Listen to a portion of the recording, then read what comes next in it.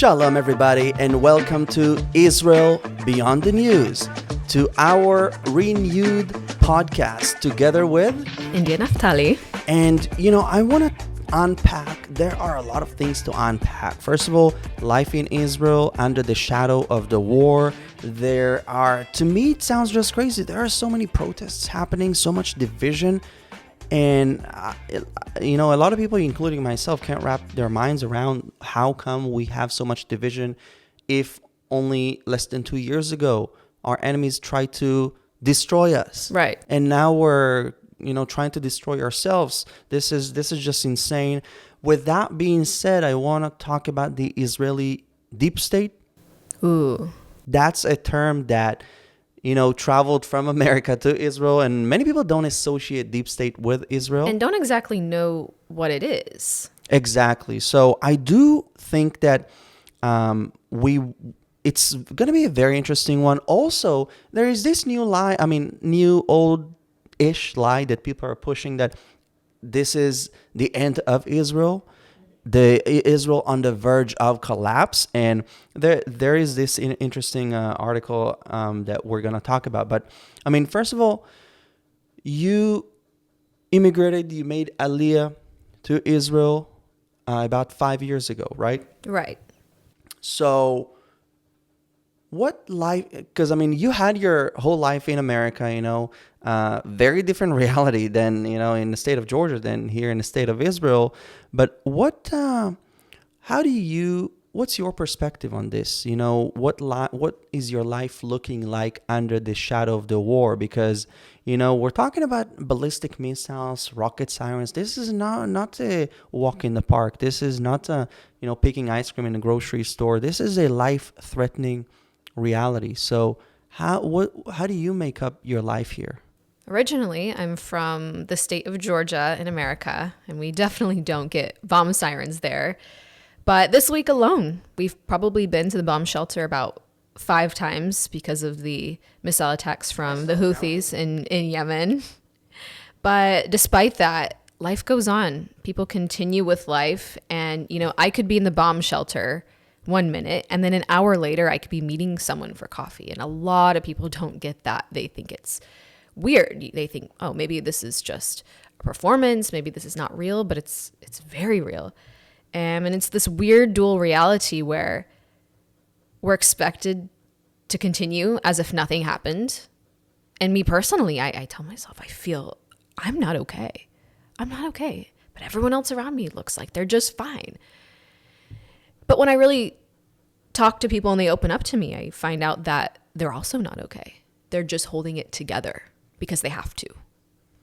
Look, I think I was born and raised in Israel, so I lived here my whole life. I think that the secret that the Israelis have is our love of life, because whenever we've had conflicts, and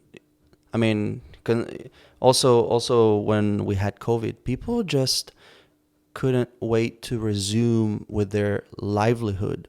And I think that this is such, beautiful, sad moment that despite the attacks, despite everything, just this week, it's, I want to say it's funny. We had this ballistic missile attack. And so whenever there are ballistic missile attack from Yemen, first of all, a ballistic missile is in the size of a bus. This is we're not talking about, a small rocket from Gaza. You don't want to get hit by that. It can take down an entire building. But how does the Iron Dome succeed to intercept such big missiles? So first of all, the Iron Dome is intercepting threats that are closer to Israel. I don't have the exact number, but I think it's anywhere between 70 to 200 kilometers. But we're talking Yemen is like on the, for us, the edge of the Middle East. So we're talking about thousands of kilometers. So we have the Arrow 3 system that intercepts it usually outside of Israeli territory in space, outside the atmospheric levels. I don't know if you can put it this way in English, but yeah. So basically, this is how it is happening and taking place. But it's crazy because just this week, as I was saying, there were rocket sirens. I mean, multiple times. And then when you go on Israeli social media, you're seeing people, filming themselves eating shawarma, eating something at the restaurant in Tel Aviv, and like making fun of the situation using humor. And I think that this is also something that makes living in Israel easier and more fun. I mean, I love Israel. Don't get me wrong, but it's just that the people, they just hold each other together. You said holding it together. I think that it's in times of crisis holding each other together. But it's like, my question to you is: this something that, first of all, scares you? Because there are the rocket sirens. This is not a joke. I mean, just for the sake, for people to understand, whenever there are rocket sirens, first of all, you hear it very, very loud. Like, you don't need your phone to hear the siren. But because all of us Israelis have like 70 different apps for the red siren, for the rocket siren, different names. So you hear all kinds of sirens all at once, and it can be scary. I mean, especially if you're not used to that. So are you scared when you hear the sirens? Like, what goes through your mind? Not at all. I don't feel fear at all. I think I've just become like most Israelis and just gotten used to it. And also my faith plays a big part in that. I know that I'm protected by God. Not everyone here believes in God. A lot of people do, some people don't. But I believe in divine protection, and I wake up in the morning and I pray for the safety of the people. Of the hostages, of yeah. the hostages. I mean, this is something that we cannot keep out of our heads, really. We're here filming, talking about reality for us. And, we are coping with the war, but they are coping with captivity. It's unimaginable. There's not an hour, a minute that goes by where I'm not thinking about them. Everywhere you go, you see their faces. And I think it's part of the reason why everyone has become so weary in this long suffering and hoping and praying for the return of our hostages. And that's one thing I've seen since that shift before and after October 7th. I've been here before October 7th. And I've seen the shift of this heaviness. Yeah, so how has the country changed? Because everybody's saying that there is Israel before and Israel after the October 7th massacre. What do you make of that? There's always do you this, see this change? There's And always what this changed? Sorry. heaviness that's hanging in the air that maybe it's unspoken, but you can feel it. And again, we always have our loved ones in our minds. There's not one person in this country that doesn't know someone who died on October 7th or in this war. And that creates a nation of trauma. Yeah, absolutely. I mean, I think that this is something, I mean, I don't wish for any nation to go through this, but for those that don't understand why everybody's demanding the hostages release and why everybody's fighting for them, even though we are not family members, but it's because all of us, Israel, Am Israel, is one big family. Yeah. And sure, when we don't have wars and conflicts, we can fight with each other and argue with each other, but we see the hostages. Even though he's not my biological brother, he is my brother. She's not my biological sister or mother, but she is my sister and she is my mother. And I think that that's what every Israeli feels towards the hostages, that this is my sister, my brother who are there. How can I not speak out about this? And I think that's why you see everywhere, if you come to Israel, first of all, whenever we had these hostage release, stage ceremonies, that got me really mad. But so many Israelis drove on Shabbat to the hostage square. I was there. Right, and to just watch together. and I don't know, to just unite together, cry together, laugh together. And but do you think that the Israeli, because you spoke about heaviness in the country, how does it come to, is this something that you feel like, what has changed in the Israeli character since October 7th? Is it priorities, emotions, perspectives? Has nothing changed? In a lot of ways, Israelis have become a lot stronger in their Zionism, and I define Zionism as this movement in the belief of a Jewish homeland. And I think maybe some people took it for granted before, but now, despite the internal domestic divisions and the protests, which we'll get into, one thing the country has really been able to double down on is their belief in a Jewish homeland and seeing the need for a Jewish state. With the anti-Semitism globally exploding, everyone in Israel sees, as they say, there's this expression in Hebrew, Ein li eretz acheret, I don't have another land. No, absolutely. And I think, it may shock some people or not, but many Israelis first of all, they stopped expecting anybody outside of Israel to love them. And so they're coming from this perspective. I think that it changed, or it got more emphasis, more attention to, is that the general feeling that everybody hates us, so we have to stick together. We have to keep this boat together.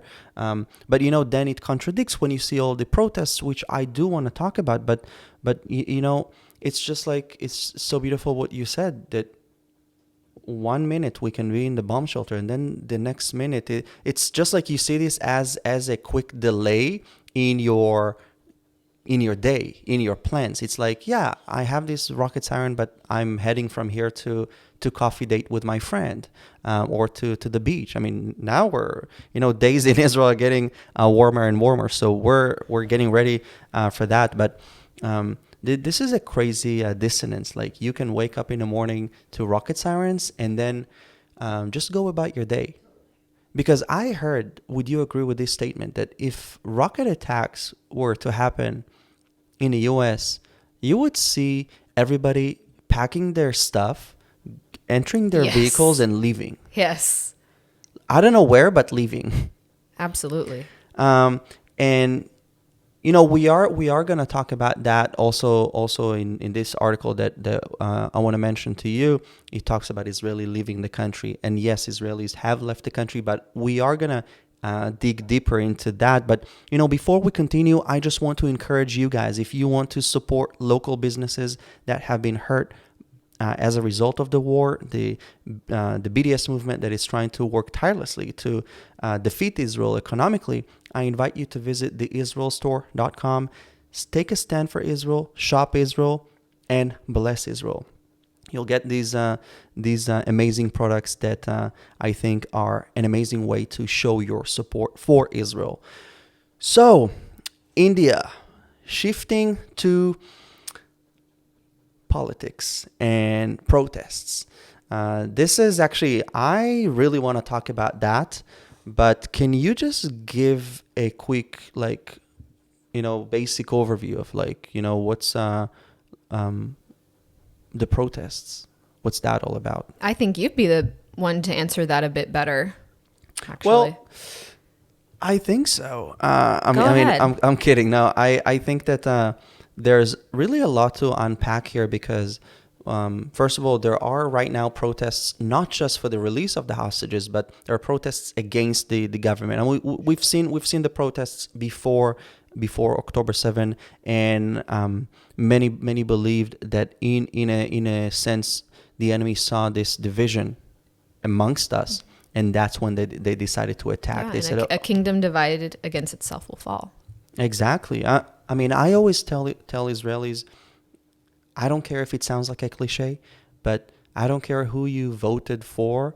I care that you're my brother, you're my sister. We have so many enemies, enough enemies. We have to make sure that we keep this boat together, we keep ourselves together, and we don't have the luxury of attacking one another and just being so hateful towards one another. That does not mean to negate the right to express your opinion and to, democratically protest. I mean, it's a democratic right. But let me just give the quick overview. So before October 7, people were protesting about some for, some against the judicial reform. Yes, please explain that, because it's complicated, and I think you as an Israeli would explain it best.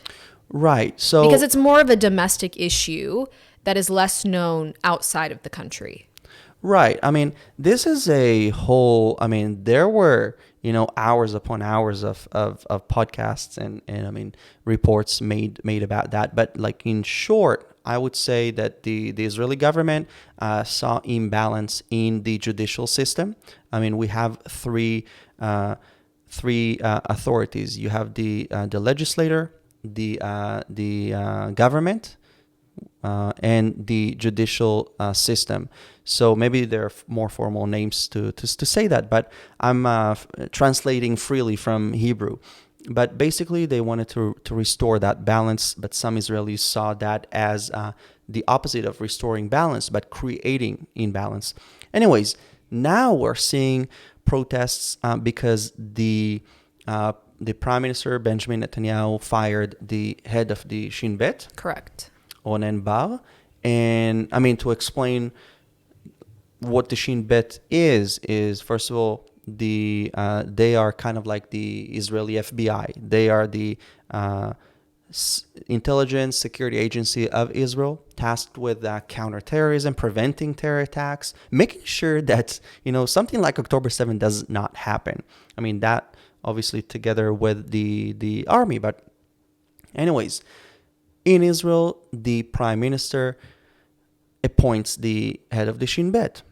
So very naturally, you need to have mutual trust between, because he reports to him. There has to be trust between the head of the Shin Bet and the prime minister. And according to Prime Minister Netanyahu, there was no trust anymore. So that is why he decided to propose before the government to basically fire him. And mind you, fire someone that he himself appointed. No, he was appointed by the Bennett government, I think, and then he could because he was appointed for a term, but then basically he decided, and that obviously comes after the defense minister was also fired for similar reasons, and that triggered really a lot of protests in Israel. People were started to say this is anti-democratic. He's the enemy of democracy, and I mean, obviously, this is so easy to chant headlines and titles and to say this is bad and you're ruining democracy. I actually think that they jumped from one boat to the other because years ago, they used to call everyone racist, and that was sort of kind of a battle cry of the left, and now it's become anti-democratic. We've seen that in America as well. Trump is anti-democratic is what they say, and now they're saying in Israel as well. Exactly. So they're basically doing the same, just tweaked it a little bit. They said I think that they saw, hey, the BLM movement failed dramatically. Using the racist card does not work anymore. I mean, you see that Trump. I don't know how many votes exactly he got from the black community, but you clearly see that he has support. Anyways, the point is that they shifted. So we also saw this shift in Israel, that they stopped saying, you're racist, but basically started to say that you are the enemy of democracy. It's like a shift in the battle cry, and this is now kind of what they're thumping their chests to. Exactly. And that is why they're protesting, to my understanding. But it's funny because, this is they're completely omitting the fact that, first of all, the prime minister can propose to fire the head of the Shin Bet, and especially if you have this base for that there is lack of trust. But what I find funny is that they're chanting and protesting and saying this is shameful. It's really not the time to fire the head of the Shin Bet. We're fighting a war. But then at the same time, a protest, you go a few blocks and you see another protest. People are protesting, or the same people, they're protesting and saying Netanyahu should step down. He is the enemy of the country. So I'm saying, so wait, he is good enough. It's really not the time for the head of the Shin Bet to be fired, but it's definitely the time for the prime minister of the country to fire himself, to step down and resign. This really doesn't make any sense. And I'm saying, if you have an argument, make your argument and make it make sense. Don't just throw headlines that don't make any logical sense.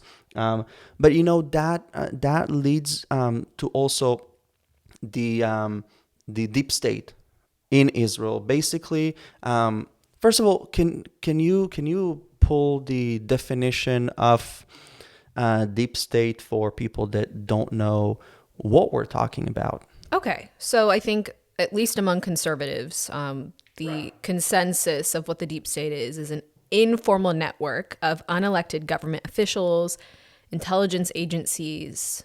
For example, in Israel, that would be the Shin Bet, and in the U.S., that would be could be the CIA, FBI, military leaders and bureaucrats who are believed to operate behind the scenes to influence or control U.S. or Israeli policy, regardless of who is elected. And so I guess you could kind of insert there U.S., Israel. A lot of countries are saying, no, we have a deep state. Brazil's, now starting to come out and say, we have a deep state too. Exactly. So, I don't know. I'm pretty sure the term started in the United States, was rooted there. But I think it's funny because in Hebrew, when Israelis talk about the deep state, there's no translation. They literally say deep state. The Hebrew word for deep state is deep state. Exactly. But so basically, unfortunately, we also have that. I see that many other countries are, I'd like to follow a lot of reports and conservative leaders, and I'm seeing also things happening in Europe. And basically, this is a serious issue of unelected officials, bureaucrats that want to hold on to their chair, but nobody elected them. Sure, they were not elected by the public, but they want to make their policy the main policy and to basically influence the outside of their the lines of their work. And I recently saw that Bibi made a video about Israel's deep state and kind of exposing what it is. Can you, he did it in Hebrew, but can you get into that? So he gave a speech at the parliament, the Knesset, and I think it was brilliant. But man, there are Israelis that would disagree with me. But hey, we live in a democracy. Yeah, so the president himself, he exactly came against this speech. Right. Well, look.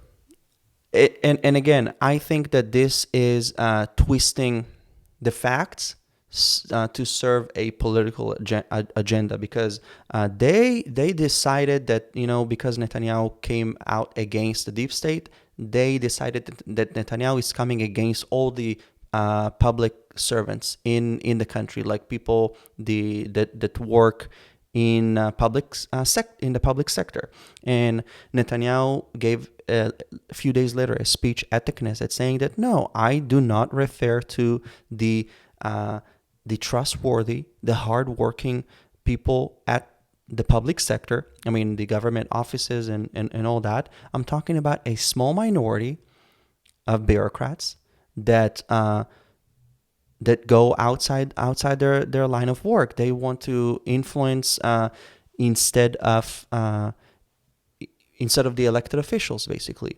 And so he said, I think it's brilliant. He said, in the eyes of them, and the opposition that really does not like Netanyahu, in their eyes, the greatest enemy to democracy is democracy itself. Because he said that because basically they're demanding that Netanyahu will step down undemocratically, right? He was elected by a majority. You're saying that he doesn't have the majority support. Fine, let's see in the upcoming election next year. How is that going to work? I mean, the fact is that the public elected him, but they're super upset with that. So he said, in their eyes, the democracy is their greatest enemy, not me, because I was elected democratically, and there is a public that put our party in the ballot because they wanted me to execute the policy that I believe in. So anyways, it's a very deep conversation, but more and more people are, I think, waking up to question. Can to I have ask, more questions. like, Yeah. in Israel, what is kind of considered the deep state? What entities, I should say, are considered part of the deep state? For example, in the U.S., it would be considered CIA, FBI. Right. Well, it's any sector, and it can be any sector in the public service that has bureaucrats, government officials, bureaucrats that are not elected but still want to have an influence even though they were unelected. So this is an issue, because if you want to have an influence over outside your line of work, to act as a politician, fine, resign, go run for office, start a party, join a party. But the opposition in Israel, they're screaming that it's the end of democracy, but it's like they contradict themselves, because they can scream, they can shout, they can protest against the government, and nothing happens to you. You're not arrested and thrown into jail. I think President Trump really inspired other world leaders to start looking into, well, what is this deep state? And Trump really started the war against the deep state, and it came to Israel. Now the head of state here in Israel, Netanyahu, is warring against the deep state. And I think other leaders across the world, at least conservative leaders, are saying, we're going to fight this. Right. In Europe. I think you don't have to, no one demands of you to love President Trump. Nobody demands you to love Prime Minister Netanyahu and to wake up in the morning and say, God bless Bibi, God bless Bibi. You can do that, but nobody is demanding of you to do that. If you don't like him, fine. I mean, we're all Israelis. There is going to be elections, and you can cast your vote and just decide democratically. And that is the name of the game, democracy.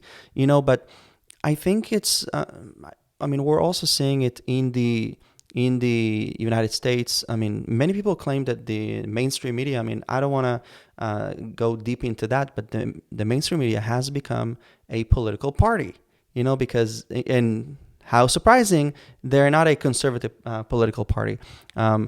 But the point is that people in the opposition in Israel, they're saying it's the end of democracy, because what they want to be implemented is not being implemented. But it's like, you guys, there is a reason why you're in the opposition, because what they want was not in the majority. First of all, it wasn't the majority, and you didn't form a coalition. It's a very, very deep topic. I hope we get interesting comments about that, and whether or not we should dig deeper into this. But I have to say, if we summarize the political talk, because I want to shift to the other topic, it's that it's my prayer that we will not have division, that we will have unity, and I know that it can be, a cliche to say this, but I do believe in the unity of the country. And I think that, obviously the name of the game of democracy is that because we have different opinions, we're going to the ballot and voting on this. But I think that having unity is super, super important. And um, there's a saying that Israelis say this. I heard this from a few Israelis, that it's so sad that during the time of war, the whole country is united, but when we don't have conflicts, we argue with each other so much. So I do want to inspire some positivity. Did you have, I don't know, a special moment of extraordinary kindness from strangers during the war here in Israel? I mean, I have countless, but one statistic that I came across recently really sums it up. Just in the few weeks after October 7th, 50% of the population had engaged in volunteer activities. That's only 3 weeks after the war, and that doesn't include like the people who were drafted and people that in the army. And so to think by now it's almost everyone. I think everyone I personally know has done some sort of volunteer work, and that in itself showing that On top of all hands military on service, deck. yeah. On top of that, just the spirit of we're in this together blows me away. And when we stand against a common challenge, our differences become less significant. And I wish that we could have achieved that, to see each other less different and more, to see the other and to think, what do we have in common, rather than how are we different, but also in peaceful times. Because, yeah, I mean, I remember the one time that I got caught in the, I mean, I want to call it the crossfire, but I drove to Jerusalem, and then we had the rocket sirens from a ballistic missile from Yemen. And so you stop your car, you run to find a place to call shelter, and while covering your head. And I saw this, like, far ahead, a lady that kind of struggled to find a shelter, and or I don't know, like, to get out of the car or something like that. And there were people out, like, up there close to her, that ran and grabbed her and helped her. And I just think that this is the power of the Israeli spirit and the Israeli people, because it's helping each other. It's being understanding that we have to overcome this. And I mean, as a matter of fact, I mean, why are all these cars out there driving? Why do we have traffic jams in the middle of the war? It's because life goes on. People love life, and they want to cling on to the hope that life will resume after this. Did you have something to add? For people who have rebuilt themselves more than once, resilience isn't a luxury, it's become a habit. And that's what it is for the Jewish people. It's an automatic response. Right. Look, and that's really what differs the Jewish people living here in Israel than from our enemies. The Palestinians have been crying decades upon decades upon decades that they stole our land, they steal this, they did that to us. The Jewish people that returned to their ancestral homeland after surviving the Holocaust, they had every right to sit down, complain, and mourn, and focus only on that. But they didn't do that. They got up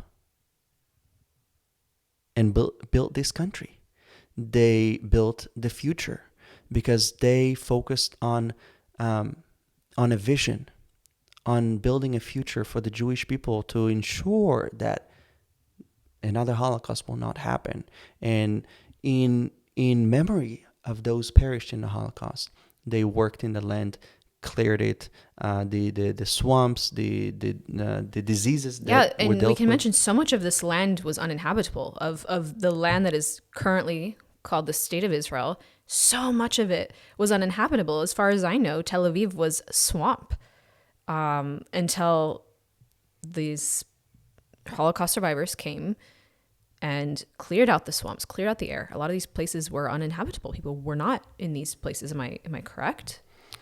I don't know about Tel Aviv, but I know that they had come and they needed to, uh, to put up a lot of work because there were, the country was not developed. I mean, Mark Twain, when he visited here, long before World War One, World War Two, Yeah, he famously said it's a God-forsaken land. exactly. But I'm pointing this to the Palestinians as saying, your Gaza, your cities could have looked amazing if you only focused on yourselves, on loving yourselves, your people, more than hating our people. Um, y- because I don't want to, focus too much on that. But it's like, what is a Palestinian invention? I mean, there are so many Israeli inventions. I'm not saying this out of pride or arrogance, but out of the point that our people focused on being the best at living life, understanding that we don't have, it's a country without a lot of natural resources, and rebuilding this country and surviving after surviving the Holocaust. I mean, now, ever since Israel was reestablished, it's like war after war after war. So it's constant survival mode. But despite this survival mode, look where Israel is. Ranked the 8th happiest country in the world. Skyscrapers all over the country. And what I think is so amazing is during this war, Google acquired one of Israel's very own startups, Wiz, for a record $32 billion in the middle of this war. That's insane. It's their largest acquisition. And this happened during the war. That shows how resilient and how Israelis know how to power through and succeed even under the most intense pressure. Right. That leads, I want to make this shift to this, oldish, newish lie that they're pushing nowadays. And they're saying, is Israel on the verge of collapse?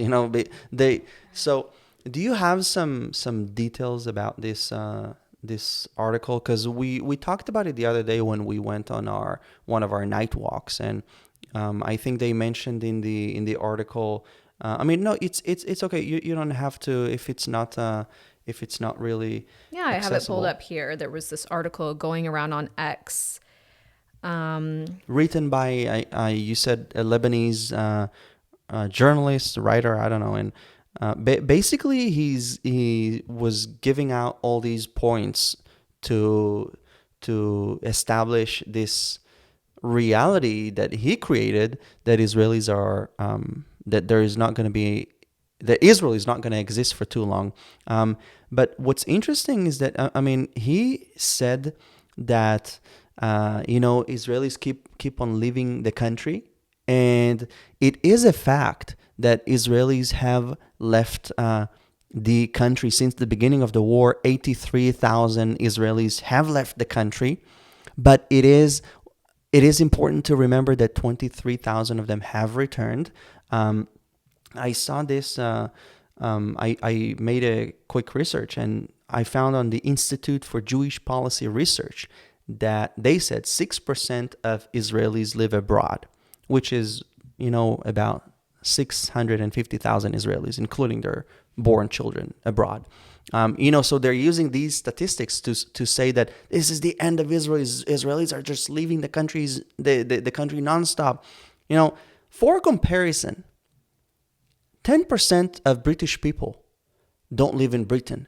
So I don't see the mainstream media, starting to talk about, is this the end of Britain? I mean, maybe they should, given the fact that, we see this radicalism that's trying to take over Britain. I mean, I am very happy to see that British people are taking a stand and fighting this radicalism off. But what do you have to say about that? The claim that is Israel on the verge of collapse?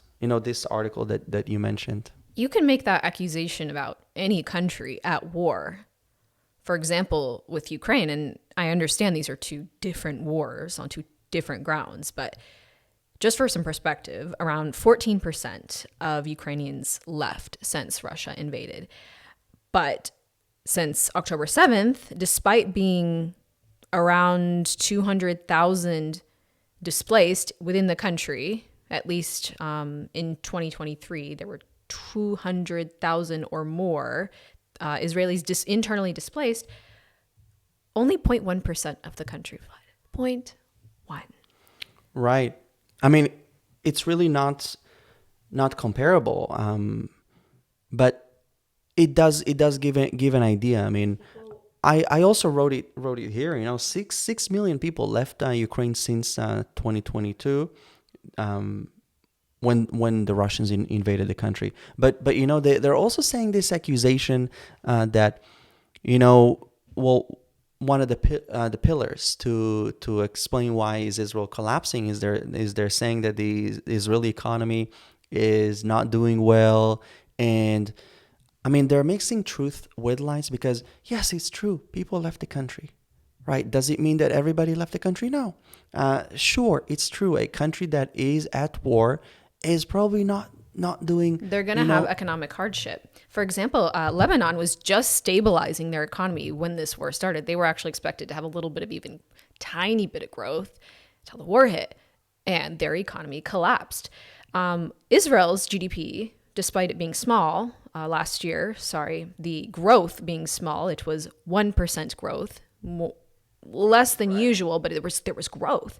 Meanwhile, Lebanon found a 6.6% decrease in their GDP, more or less. So I find that very telling about who's in collapse, Lebanon or Israel. Well, also before October 7th, Lebanon had power outages on a daily basis. Like after like 8 o'clock, there were entire neighborhoods with no electricity. So even though Israel was invaded on the full year of the war, 2024, like you said, the economy grew by 1%. It didn't go back. It didn't grow by 100%, by 30%, but it grew. There was progress. The Ukrainian economy, for example, fell by 28% when the Russians invaded. And again, it's not a comparison, but it is an indication, that Israel is not going anywhere. I mean, it doesn't matter if people like to hear that or not. And the guy, he ended this article. One thing is clear. Israel is no longer invincible, and the resistance continues to drain it towards inevitable collapse. Well, I've got bad news for this guy.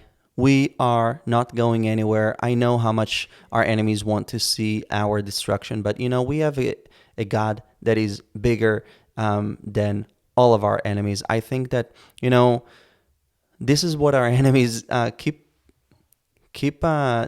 hurting themselves, because they forget that when you attack Israel, you don't just attack the people of Israel. You attack our God, the God of Israel, and in this war, so many people it was reported that so many people turned to God and started to practice Judaism. There was this guy that survived the Nova Music Festival, and he went there when the terrorists invaded. He hid with other people in this portable bathroom. There were like all kinds of portable bathrooms there. And when Hamas invaded, so they shot, I think, a bullet for each portable bathroom because the doors were closed. So they just making sure that there's no one there. And if there's someone there, so they're not going to live. And he survived. And from being secular, he became ultra Orthodox, living in Mea Shearim, an Orthodox neighborhood in Jerusalem. So very, very extreme, you would say. But what do you think? What role does faith play? Well, speaking of miracles, I personally know a soldier who had a near-death experience. He was shot in his neck. He literally saw his soul leave from his body, and then suddenly he sees his body on the ground from bird's eye view, and then his soul returns to his body. And miraculously, he survived. And even the doctor said to him, if you were to give me a map of the human neck and tell me to draw a line where a bullet could go through and you could still survive. I couldn't do it. And mind you, actually, the shooter was a Hamas terrorist who was shooting from where? An UNRWA school. Wow. Yeah. So I think these kind of miracles are explaining what doesn't make sense to a lot of, these miracles are leading people to make sense of it all. Faith is the structure that holds us when logic breaks down. When there's no clear answer, faith gives us the strength to keep asking. And usually, a lot of the time when people experience something that's a tragedy, they get angry at God or they stop believing in God. They become atheists. But I find it interesting that in Israel, people have been looking more into their faith and turning more to God. I can't say everyone, but there's this really viral song called Tamido Hevoti that means he always loves me. Israel, and it's a song about God always loves me. No matter my mistakes, he will always give me more goodness and more goodness and more goodness. And I thought it was so amazing that God is so ingrained in the Israeli psyche that a song like this in a time like this is the song that people are dancing to in clubs and the songs that are playing on the radio. I recommend, if you haven't heard that song, go listen to it. It's a banger. This is really crazy. Everything that we covered, and I think that this episode was so good that the camera filming me was overheating, so the camera died. So now you have the courtesy of the privilege of ending the episode, because the viewers cannot see me. I mean, they've seen me enough, but do the outro. Thank you so much for joining us on this journey, hearing the stories beyond the headlines of Israel, cutting to the heart of things, cutting to the truth of things, and hearing about the miraculous. I hope that you too will be able to experience the miraculous in your own lives and be inspired by how Israel has defied the odds, really. And we invite you back next week to hear more. Peace from Israel. Amen, amen.